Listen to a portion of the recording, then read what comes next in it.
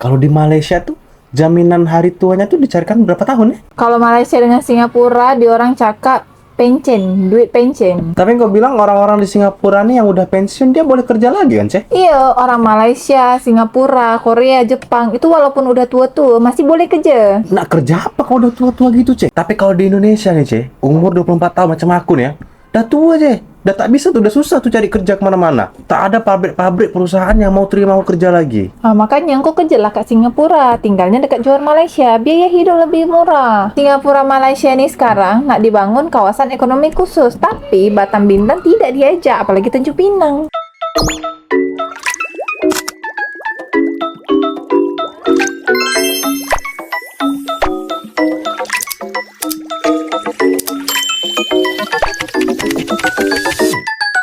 BP Jam Sostek, jaminan pensiun hanya bisa dicairkan di usia 59 tahun mulai 2025.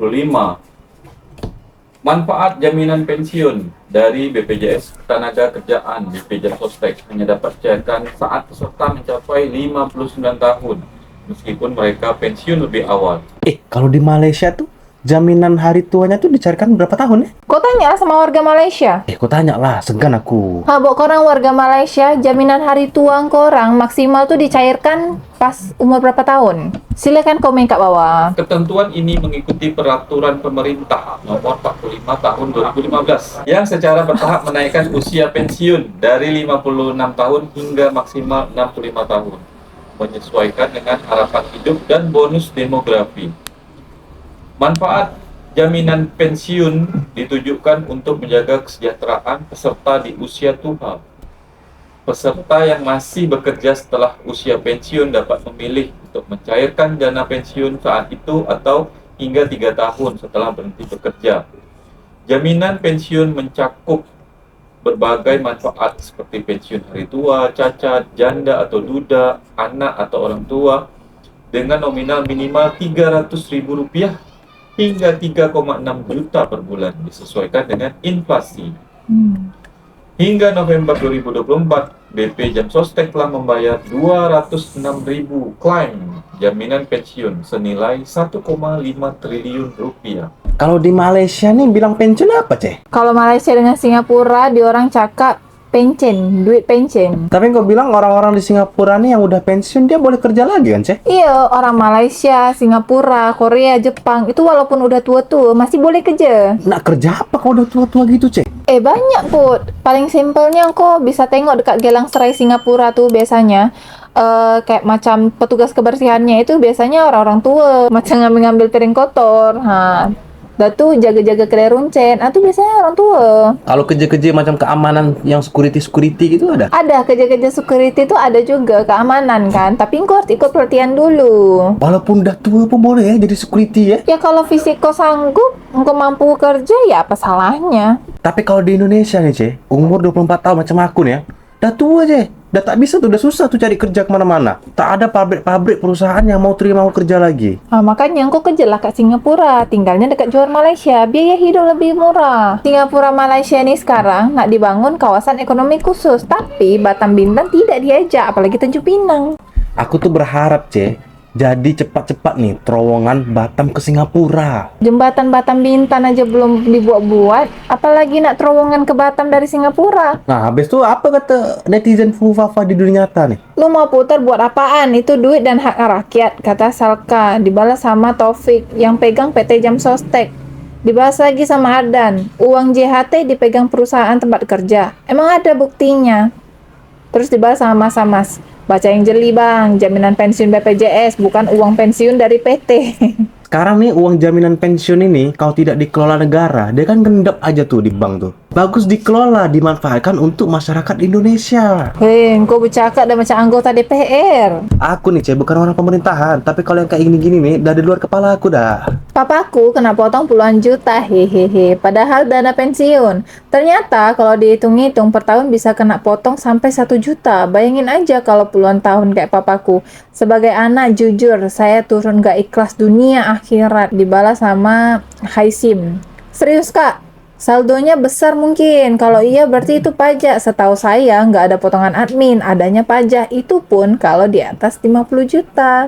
Masyarakat ini belum bisa membedakan yang mana pajak pendapatan, pajak penghasilan, dan pajak pensiun. Jadi kita nih sebagai content creator nih wajib mensosialisasikan hal-hal yang kayak gini. Amboy, bukan main lagi kalau nak ambil duit rakyat. Mulut bukan main manis. Sekarang kalau duit jaminan pensiun itu tidak dikelola, dia akan ngendap, tak berguna, nanti dimakan rakyat pula. Pemerintah tuh masih mencari sumber dana segar guys, kata Herianto, dibalas sama Mr. Gareng. Jangan-jangan dananya mau dialokasikan untuk makan gratis, dibalas lagi sama Herianto, atau jangan-jangan dananya sudah nggak ada. Proyek makan gratis ini memang kekurangan uang nih di Indonesia nih. Tapi pemerintah tidak akan diam, dia akan tetap merealisasikan proyek ini. Kan udah dibilang tuh sama ketua DPD, masyarakat tuh boleh menyumbang berpartisipasi untuk kegiatan makan gratis ini. Tapi kan netizen sekarang sudah counter balik tuh sama statement ketua DPD. Awalnya, program makan bergizi gratis ini tidak pakai embel-embel sumbangan dari rakyat. Tapi sekarang malah butuh sumbangan dari rakyat. Kan negara kekurangan duit, Kok macam mana kau nih?